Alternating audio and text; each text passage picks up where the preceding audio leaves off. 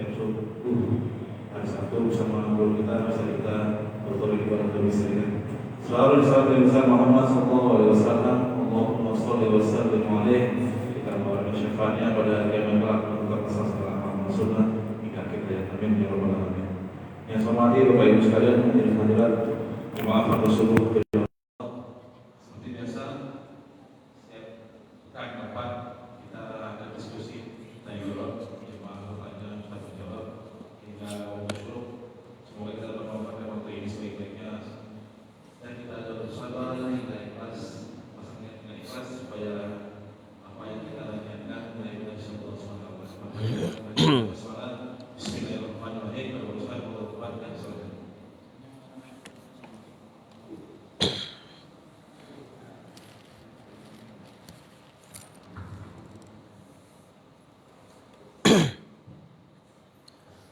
السلام عليكم ورحمة الله وبركاته.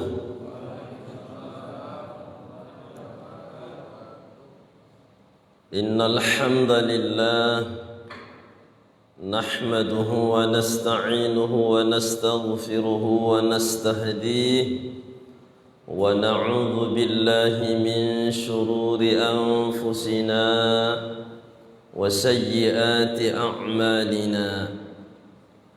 من يهده الله فلا مضل له ومن يضلل فلا هادي له وأشهد أن لا إله إلا الله وحده لا شريك له وأشهد أن سيدنا ونبينا محمدا عبده ورسوله الذي لا نبي ورسول بعده. أما بعد،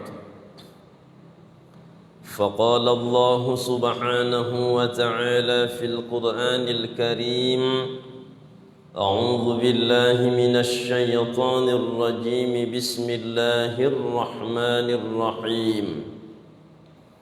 يا أيها الذين آمنوا اتقوا الله وقولوا قولا سديدا يصلح لكم أعمالكم ويغفر لكم ذنوبكم ومن يطع الله ورسوله فقد فاز فوزا عظيما. صدق الله العظيم. Pengurus Masjid Isti'adah yang sama-sama kita muliakan, Bapak Moderator yang sama kita muliakan, salam ta'zim saya untuk semua Bapak Ibu yang berhadir di sini. Mudah-mudahan semua kita dalam lindungan kasih sayang Allah Subhanahu wa ta'ala, dimuliakan olehnya kita di dunia ini, begitu juga di hari kelak nantinya. Amin ya rabbal alamin. Sebagaimana tadi disampaikan oleh Bapak Moderator bahwa pekan keempat setiap bulannya kita mengangkat temanya bahthul masail, membahas beberapa masalah atau pertanyaan. Baik, mengawali pertanyaan ini dimulai dari Bapak. Ada Bapak? Iya, silakan Pak. Waalaikumsalam.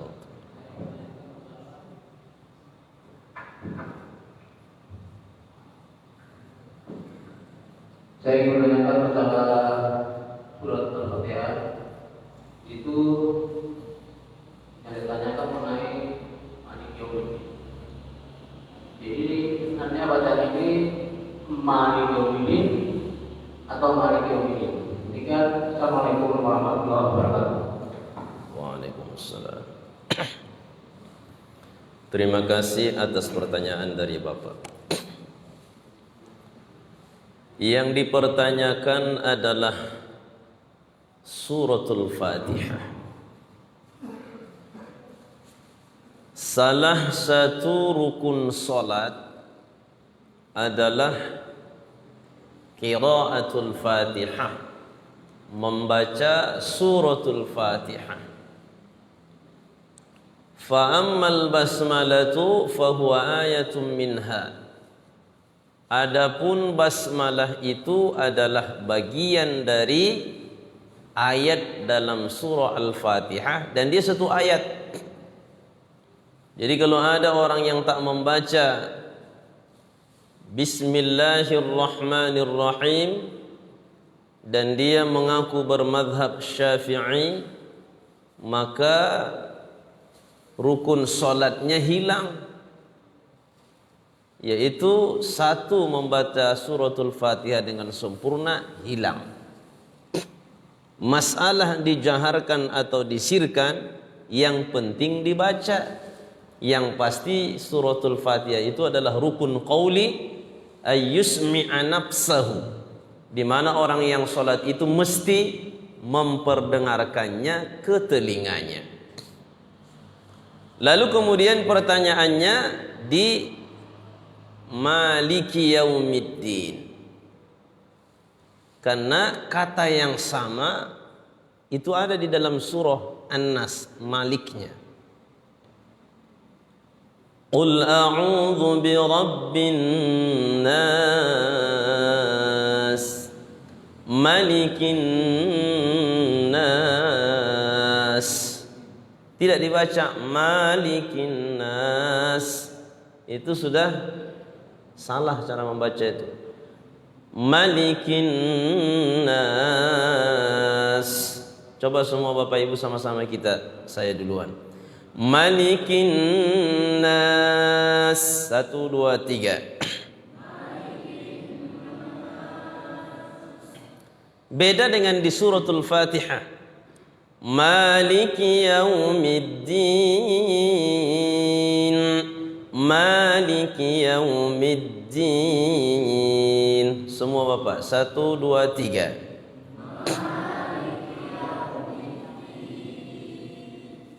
Huruf yang tertulis di mushaf sama, mim, lam, kaf. Bedanya kalau dia di suratul Fatihah buat ada panjang itu. Maliki yaumiddin, mad asli. Maliki yaumiddin. Itulah cara membaca suratul Fatihah. Tapi kalau mazhab Maliki itu sebenarnya pusat dari Maliki kalau dulunya di awal di Masjid Nabawi. Al-Imam Malik bin Anas itu tinggalnya di Madinah. Tapi lebih banyak Maliki ini di Maroko. Di Maroko banyak Maliki. Jadi kalau mereka membaca suratul Fatihah di ayat yang dipertanyakan ini, justru cara membacanya sama seperti suratul Nas. Alhamdulillahi Rabbil Alamin, Ar-Rahmanir Rahim, Maliki Yaumiddin, Maliki Yaumiddin. Tidak dipanjangkan ma-nya.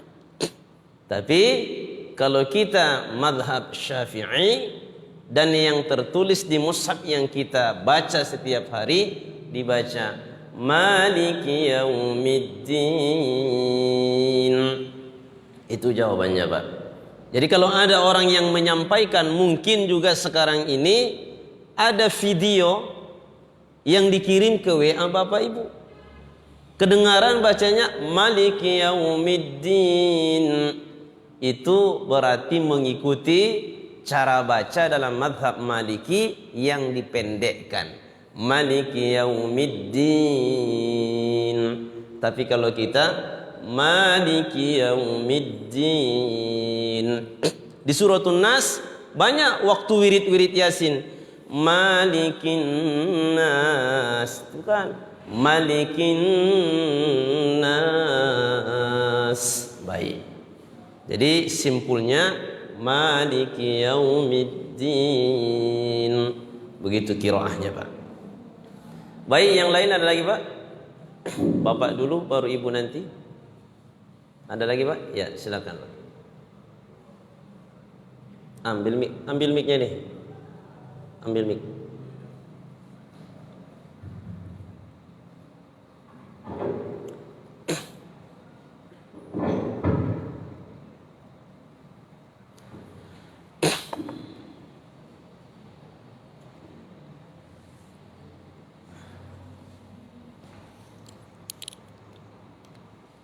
Di dalam Al-Quran, Ustaz, ada surat Al-Luqman. Jadi mau diceritakan siapa Luqman ini dan apa yang diberikan Allah kepada dia istimewa masukkan ke dalam Al-Quran, surat Al-Luqman.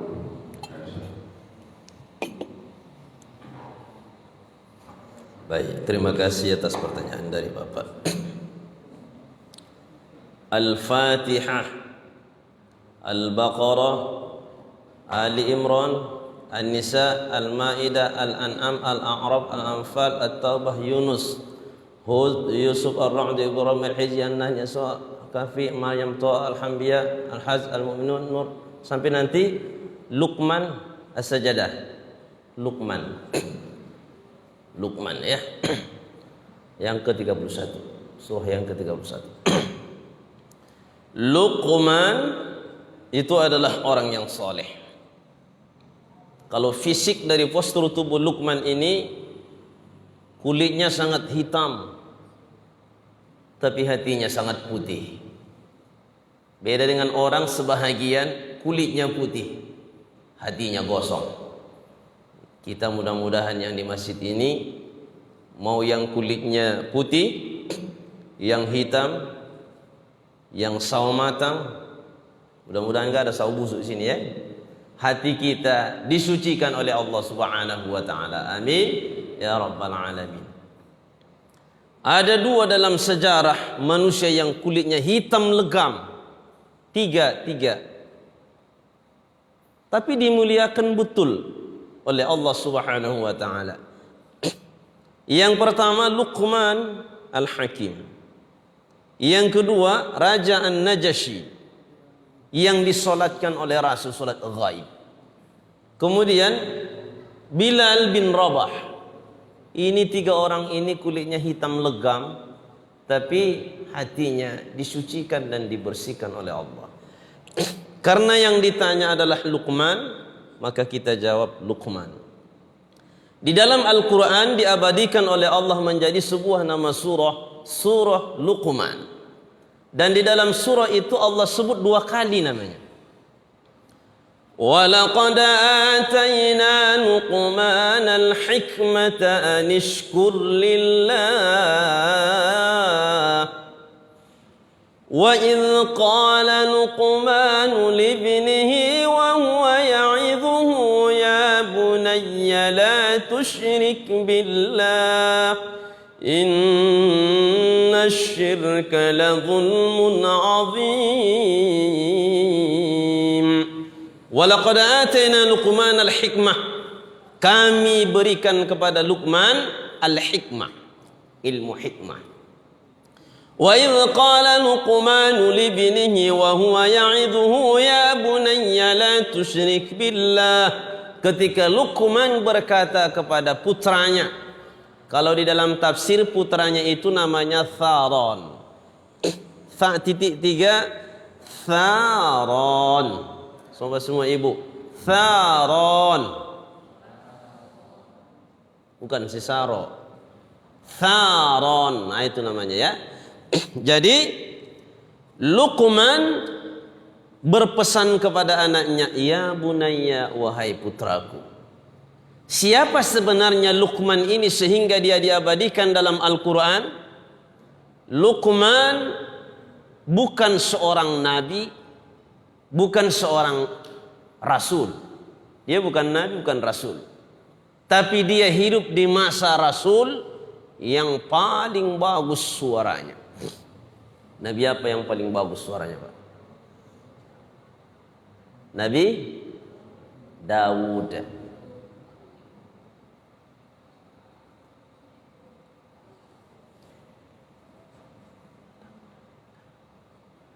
وَلَقَدْ آتَيْنَا دَاوُودَ مِنَّا فَضْلًا يَا جِبَالُ أَوِّبِي مَعَهُ وَأَلَنَّا عَلَى الطَّيْرِ وَأَلَنَّا الْحَجَرَ وَلَقَدْ آتَيْنَا دَاوُودَ مِنَّا فَضْلًا يَا جِبَالُ أَوِّبِي مَعَهُ وَالطَّيْرَ وَأَلَنَّا لَهُ الْحَدِيدَ. Kami berikan kepada Daud alaihi salatu wasalam fadla. Ya jibalu awwibi ma'ahu wat-tayra wa alanna lahul hadida, dan kami buat besi itu lembut bagi Nabi Daud. Ini luar biasa Nabi Daud alaihi salatu wasalam. Putranya pun luar biasa, Nabi Sulaiman. Jadi Nabi Daud suaranya lembut, suaranya sangat merdu. Sehingga disebutkan kalau beliau melantunkan kitab Zabur, itu angin bisa yang kencang menjadi sepoi-sepoi. Itu luar biasa. Seandainya disuruhlah orang yang mirip dengan Nabi Daud suaranya seperti ini, mungkin yang tidur bisa bangun, yang bangun bisa tidur.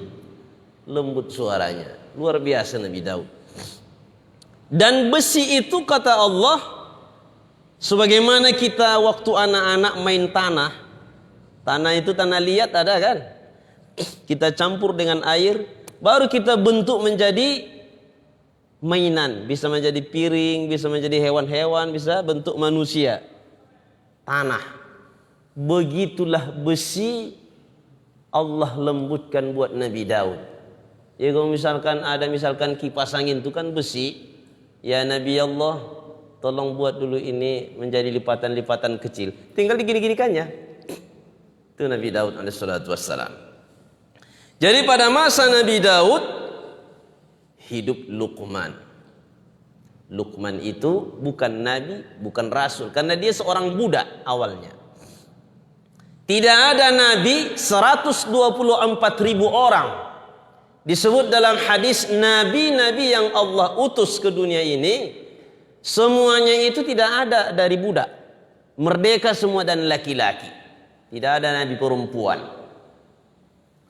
Nah, jadi Nabi Daud ini rasul ya. Luqman ini pernah disuruh oleh tuannya. Luqman kata tuannya, "Ada apa tuan? Tolong dulu potong kambing lah, domba. Tapi ambil daging yang paling enak." Mana daging yang paling enak dari seluruh tubuh kambing itu?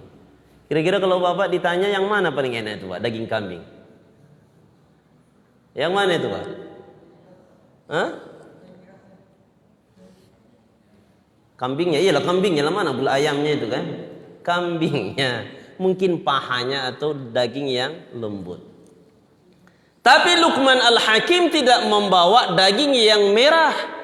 Begitu disuruh oleh tuannya potong domba, bawa daging yang paling enak, dia potong lidahnya baru dia kasih ke tuannya. Tuan, inilah daging yang paling enak. Tuannya ini diam saja karena memang melihat Luqman ini bijak.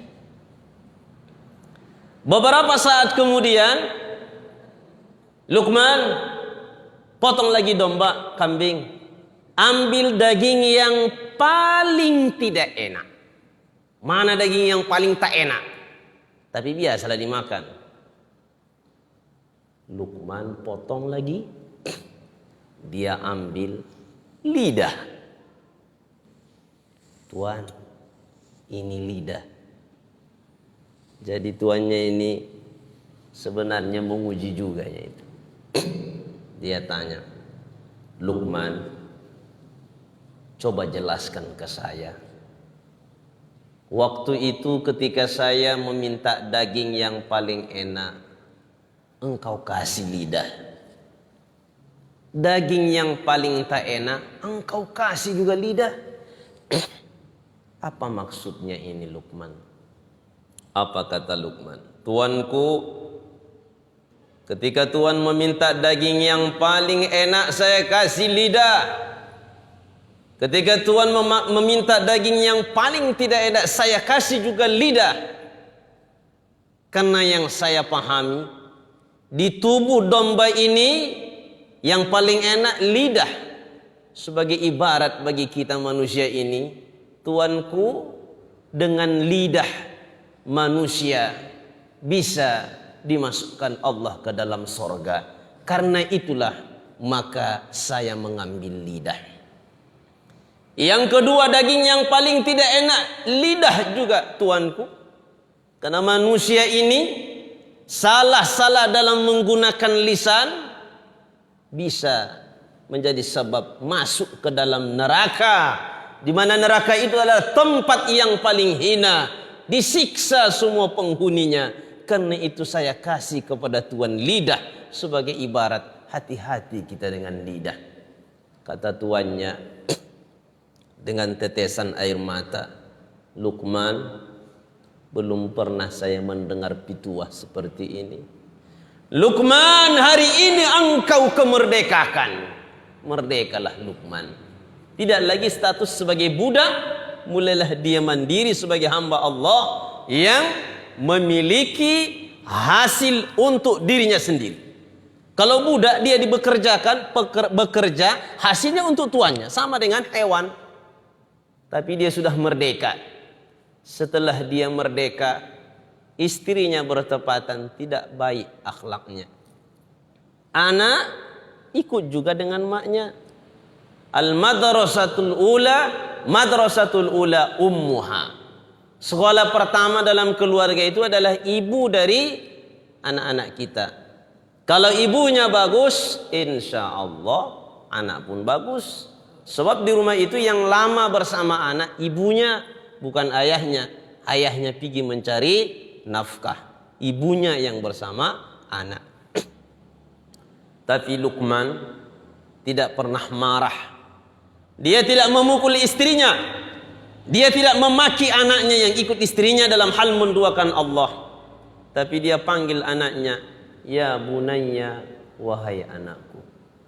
Kalau bunayya itu dalam ilmu nahwu lafaz musaghar. Musaghar itu timbangannya fu'ailun. Fu'ailun itu bermakna yang dipanggil itu betul-betul kecil dan sangat kita sayang. Ya bani, anakku. Ya bunayya, wahai anakku sayang. Begitulah kalimatnya itu. Sehingga dengan cara Luqman Al-Hakim yang bijak ini membuat istri dan anaknya menjadi orang yang soleh dan solehah.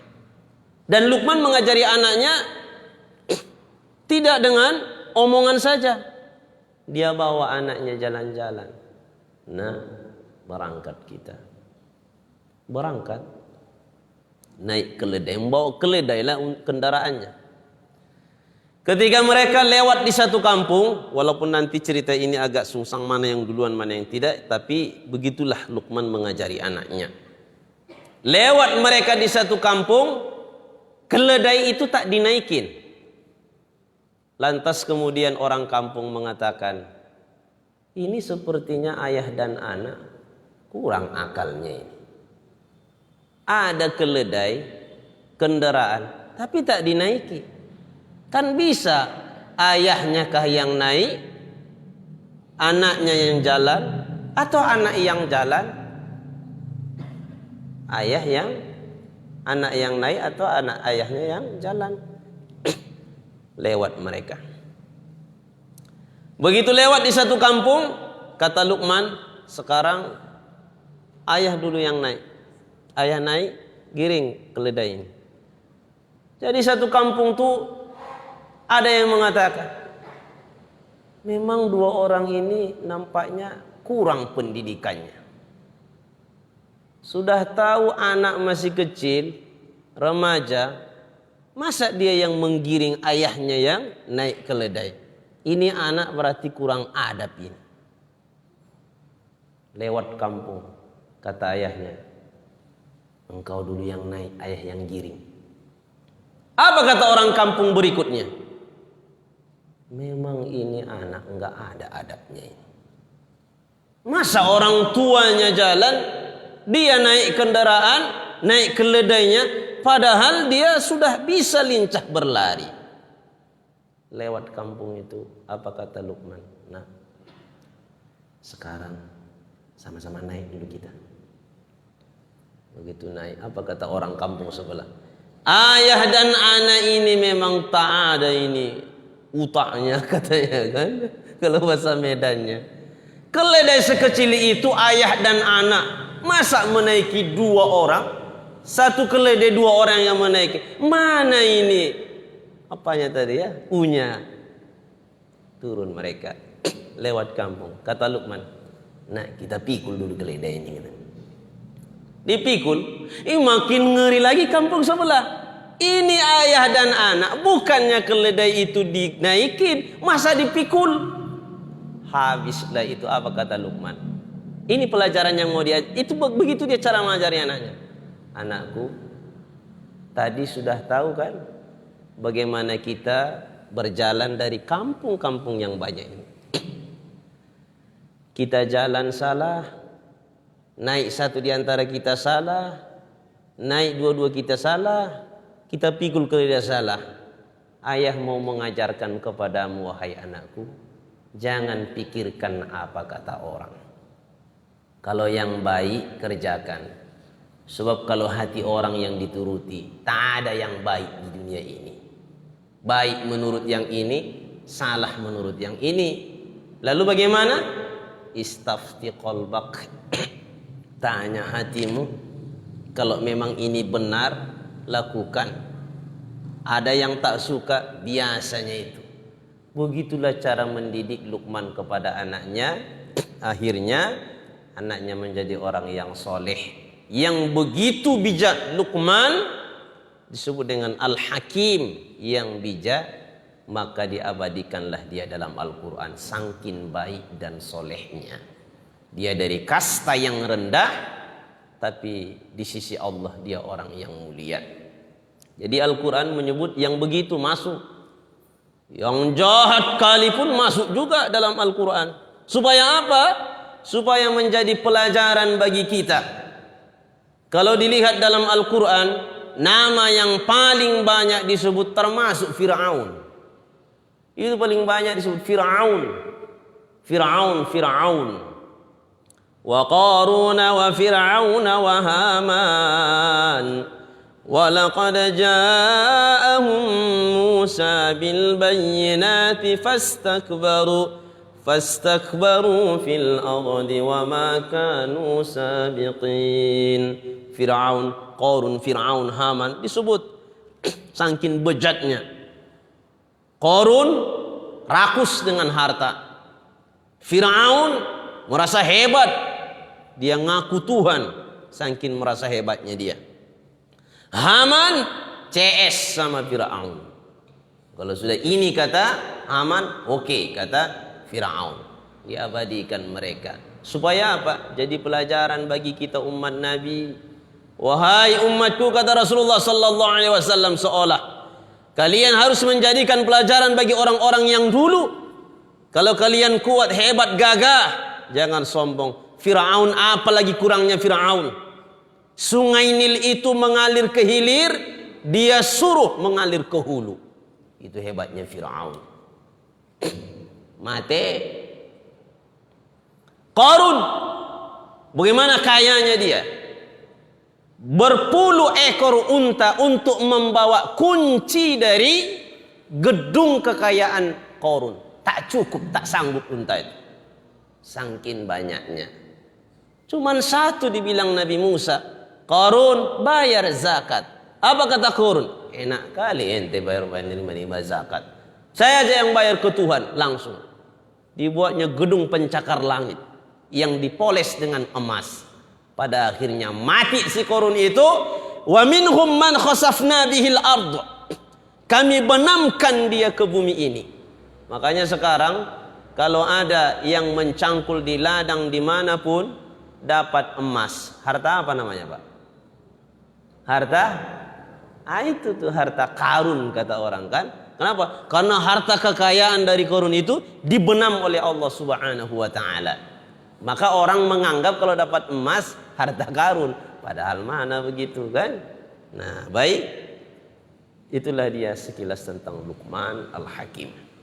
Kalau ada di sini Bapak Ibu yang menantunya sedang berbadan dua, lahir laki-laki, sebutlah namanya, potongan namanya Luqman, mudah-mudahan menjadi anak yang soleh dia. Lahir di bulan kelahiran Nabi Sallallahu Alaihi Wasallam, yaitu Rabiul Awal. Inilah bulan kelahiran Nabi. Tapi bulan ini juga adalah bulan di mana Rasulullah Sallallahu Alaihi Wasallam kembali kepada Allah, yaitu meninggal dunia. Bulan yang lahir, bulan juga kewafatan Rasul. Biasa itu, kapan orang lahirnya, bulannya, bulan itu juga meninggalnya, biasa itu. Walaupun tidak pasti ya. Baik, ada lagi Bapak? Kalau tidak ada Bapak, maka beralih dulu kita ke Ibu, baru nanti ke Bapak. Ada Ibu? Ya, silakan.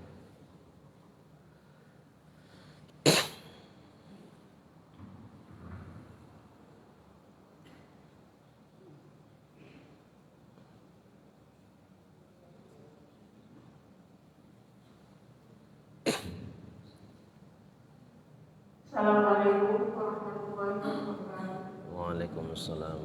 Saya menanyakan Ustaz mengenai pengucapan huruf ro di masyarakat Indonesia. Huruf ro tauhid dengan ro tauhid itu dibaca kadang-kadang banyak yang baca sama. Ro di atas dengan ro di bawah itu kan beda. Misalnya la ilaha illallah wahdahu la syarika lah lahul mulku wa lahul hamdu wa yumiitu wa huwa ala kulli syai'in qadir. Sebenarnya kayak gitu kan? Kan wadium. Kan gitu kan? Pengucapan huruf ro di atas dengan di bawah, balik di atas dan balik di bawah. Kebanyakan kita bacanya sama, dan di bawah dengan di atas. Baik. Itu aja Ustaz. Assalamualaikum warahmatullahi wabarakatuh. Waalaikumsalam. Terima kasih atas pertanyaan dari Ibu. Warattilil Qur'ana tartila, warattilil Qur'ana tartila. Bacalah Al-Quran itu dengan taratil. Bagaimana cara membaca Al-Quran dengan taratil? Untuk bisa membaca Al-Quran dengan taratil, kita ikutilah cara membacanya Nabi. Bagaimana cara kita membacanya Nabi Sallallahu Alaihi Wasallam Al-Quran? Kita tidak jumpa, tidak bisa kita dengar suara Rasulullah Sallallahu Alaihi Wasallam. Maka belakangan lahirlah ilmu tajwid. Pada masa Nabi nggak ada ilmu tajwid, nggak ada ilmu sharaf, nggak ada ilmu nahwu, nggak ada ilmu mantik. Kenapa? Karena ilmu itu datang ketika dibutuhkan.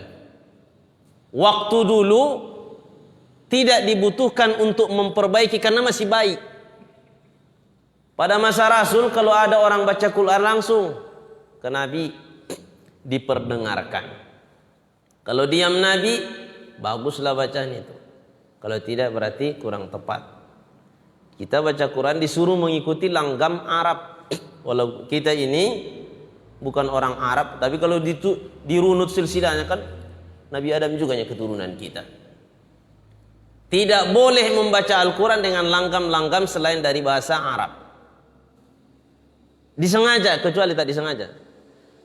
Bismillahirrahmanirrahim.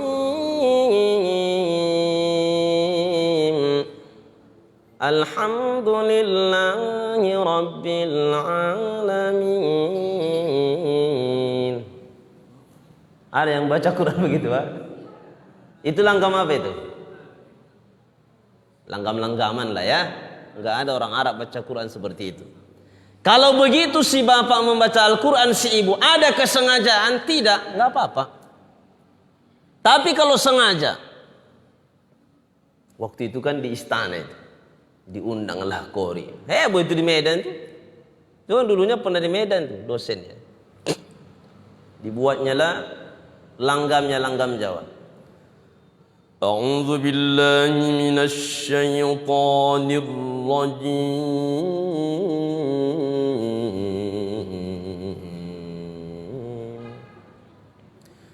Bismillahirrahmanirrahim.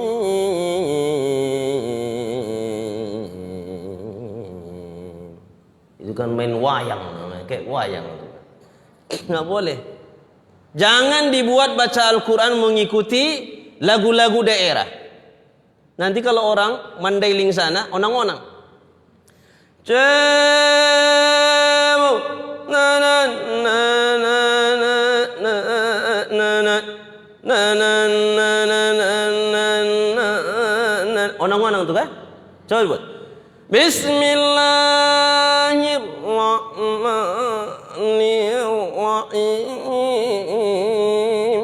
Alhamdulillah.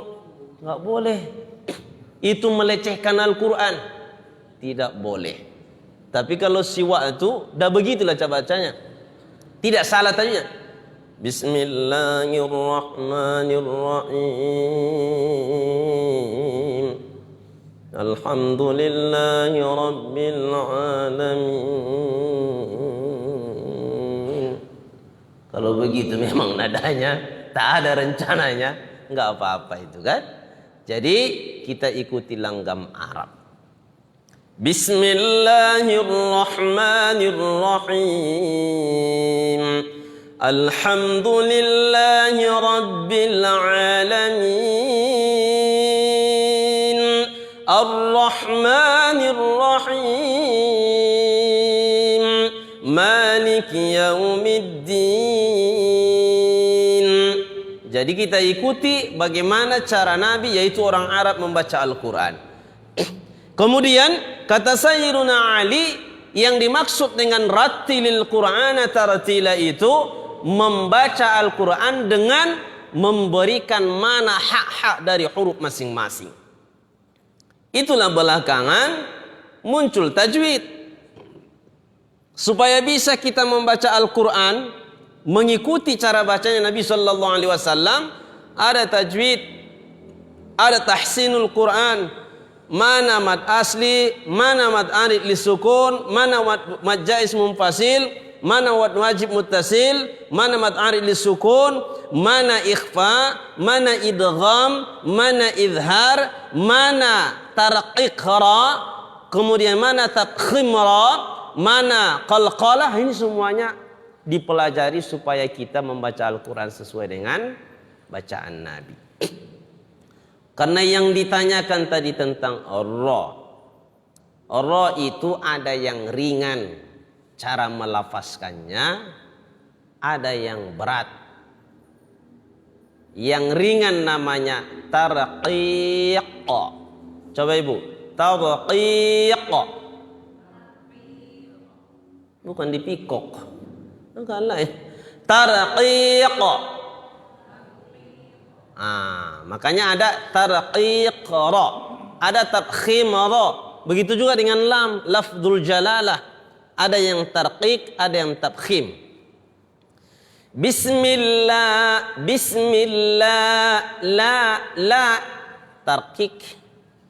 Asal ada lafdzul jalalah, kasroh sebelumnya pasti dibaca la. Tapi kalau sebelumnya fathah dan dhamma, Allah, qul huwallah, Allahu akbar, Allahu akbar. Jangan dirubah. Allahu akbar, Allah. Kok lari? Di India lah, kalau di India begitu. Allahu akbar, Allahu akbar. Di India itu, ini bukan di India ini. Walaupun ada orang yang mirip India di sini. Ini bukan di India. Allahu akbar, Allahu akbar. Dhamma fathah pasti Allah, kasrah la. Qul huwallahu ahadunillahus samad. Khusus ra ada yang tafkhim berat, ada yang tarqiq.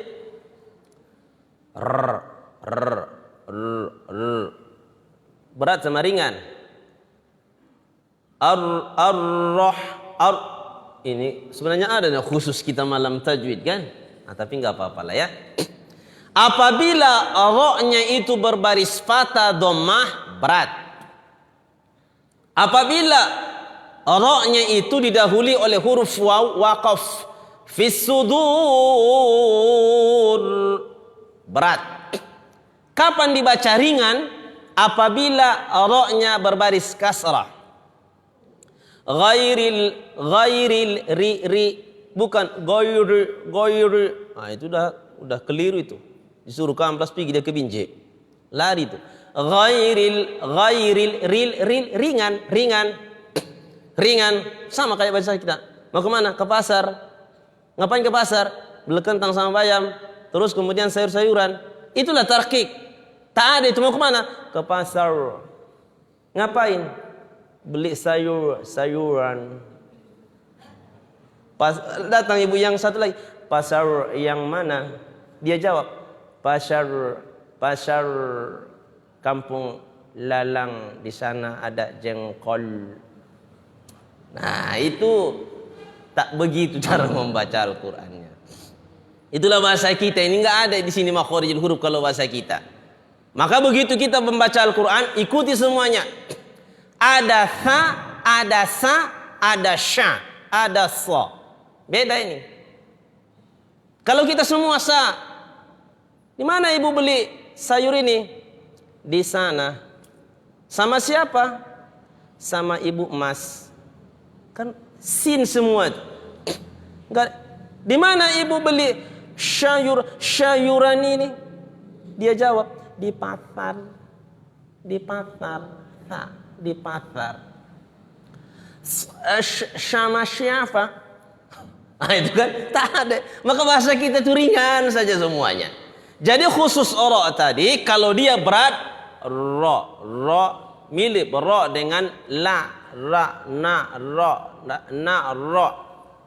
Ar-Rahmanir Rahim. Jangan Ar-Rahmanir Rahim. Itu di kampung kami lah itu. Kalau di kampung kami maklum kenapa kebanyakan makan pedas. Ajan pun lain. Allahu Akbar, Allahu Akbar. Asyhadu an la ilaha illallah. Kalau di sana yang begitu sudah pasaran itu, tidak bisa lagi disalahkan. Coba kalau misalnya saya pulang, salah begitu adzan. Iya, hilang dia 2 menit, begitu datang dah bawa parang. Sok kali kau sok pintar kata ya kan? Nah, udah diikuti aja lah itu, cuman pelan dibuat Allah wa Allah. Tapi yang pulang kampung nih saya sudah lumayan, masjid kami masih rame. Yang azan pun bagus. Kalau waktu sebelumnya itu tak saya bisikkan. Allahu Akbar, Allahu Akbar. Lagunya bagus, cuman lo-nya itu agak ngeri kedengaran. Tapi begitu pulang udah berubah. Allahu Akbar, Allahu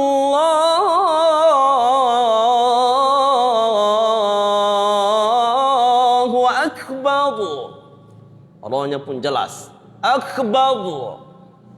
Tapi kalau yang tarkik tadi, Allah, kebiasaan pula jadi. Allahu Akbarullah. Ikuti satu makhraj rupanya itu. Satu makhraj rupanya itu ya. Jadi ro-nya itu ringan. Hu akbar. Itulah tarkik. Jadi kalau kita bedakan mana tarkik, mana tafkhim. Tapi ibu, kalaulah saya ikuti begini kemana-mana di masjid, kita ikuti. Harus pas semuanya, tidak boleh salah baca Al-Fatihah. Tak bisa lagi kita sholat. Karena imam-imam di masjid itu ada kurangnya, ada lebihnya. Dalam hal ini dia bisa lah, cuman hurufnya ada juga yang kurang. Sepanjang tidak merubah arti Al-Qur'annya, kita ikuti saja. Kalau bisa dia dinasihati, diajak berdua. Pak, cara bacanya begini. Ibu, cara bacanya begini. Kadang serba salah kita. Disalahkan, ribut. Tak disalahkan, berdosa kita.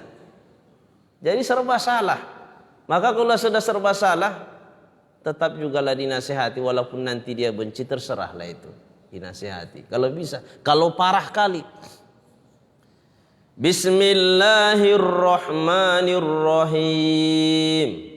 Itu udah parah. Ini tingkat keparahan itu sudah kritis ini. Sakarat.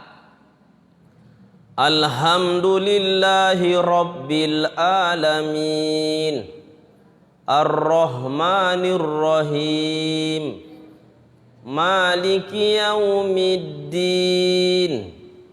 Iyyaka na'budu wa iyyaka nasta'in. Ini dah berat kali tingkat beratnya. Kalau begitu saya secara pribadi, kalau ada imam yang begitu, saya tidak sah menjadi makmum di belakangnya. Kenapa? Karena itu sudah berubah semua.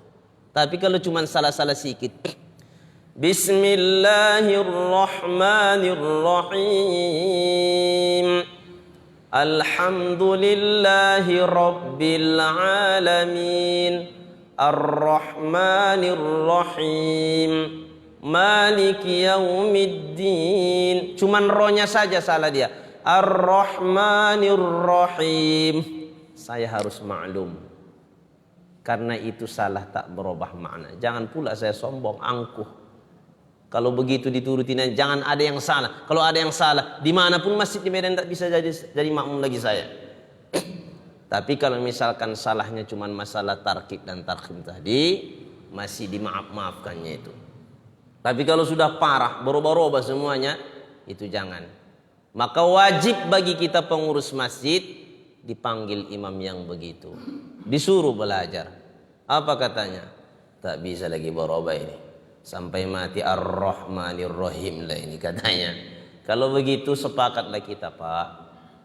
Kami bukan tidak sayang dan hormat sama Bapak. Tetapnya kami sayang.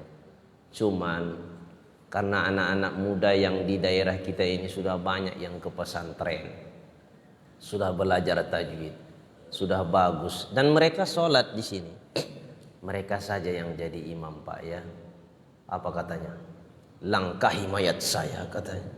Kalau yang begitu orangnya ini yang susah. Saya tidak mau dipecat jadi imam sampai mati. Ini adalah jihad. Takbir katanya. Enggak ada yang takbir. Mana jihad yang begitu? Jahat itu. Harus mengalah. Muadzin juga begitu. Kalaupun muadzin itu besar pahalanya, di akhirat nanti dia dipanjangkan Allah lehernya, dan termasuk muadzin ini tidak dimakan tanah jasadnya. Tapi kalau sudah uzur, sudah sampailah niatannya itu, sudah pensiun aja. Allahu Akbar, Allahu Akbar. Mirip begitu walaupun tak 100%. Ada mas saya khotib di situ. Salat Jumat daerah Medan Timur sana. Jadi saya tengok si kakek itu. Memang ikhlas dia yang ada. Ikhlas betul. Cuman harus dibilang sama pengurusnya. Itu nanti kalau lama-lama dia adzan, bukan dia yang meninggal, orang yang mendengar tuh meninggal. Sesak nafas. Jadi bagaimana caranya? Kita ganti. Ada di masjid itu anak muda, bagus adzannya. Kalau Ramadan saya pernah mengisi di situ, itu yang jadi Bilal. Tapi nggak tahu apa sebab kakek ini masih bertahan. Saya pun tidak berani ngomong sama dia, karena saya pun cuma Jumat saja mengisi di situ kan. Nggak tahu. Pernah juga saya dengar di masjid yang sini, masjid yang di samping rumah sakit Sundari ada, tapi nggak tahu sekarang. Pernah dulu saya dengar dulu ya, waktu istri sakit dibawa ke rumah sakit, saya dengar adzan. Terlintas dalam pikiran, kalau begini adzannya bisa mati yang di rumah sakit ini banyak. Kenapa? Menakut-nakuti adzannya itu. Sampai seperti tadi dah. Nah, kalau yang begitu jangan. Atrek. Masalah pahalanya itu, Pak, walaupun sudah berhenti, karena niat sudah dari dulunya Bapak muadzin, sekarang tidak sanggup lagi, sudah dianggap uzur, ditukar dengan yang lain, pahala bapak tetap mengalir dan dianggap mendapat pahala setiap adzan. Begitu disampaikan. Sama dengan ibu. Ibu-ibu haram baca Al-Quran kalau sedang mamnu' datang bulan. Setiap kali suci dia membaca Al-Quran,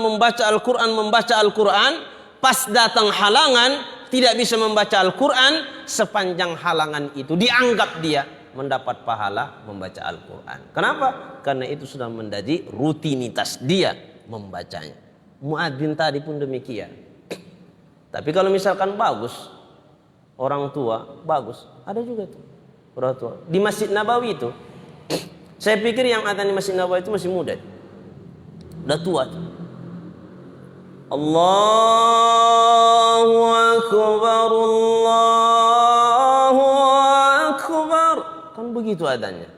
Ternyata kalau ibu bapak cek sekarang di YouTube, muadzin di Masjid Nabawi sudah tua itu. Tapi memang dia tenang, dia tak ada lagi kerjaan yang lain. Karena di Masjid Nabawi muadzinnya apanya semuanya, kalau gajinya sama dengan gaji wali kota di sini, besar gajinya. Oh, di sini muadzin digaji pas 300.000, bertahan dia di masjid. Macam mana makan anak keluarga kan? Berarti ada yang kurang dengan masjid. Seharusnya masjid itu mandiri, uang umat banyak. Siapa yang jadi imam dipilih yang terbaik. Yang terbaik, jangan lagi kerja imam ini. Konsentrasi untuk umat.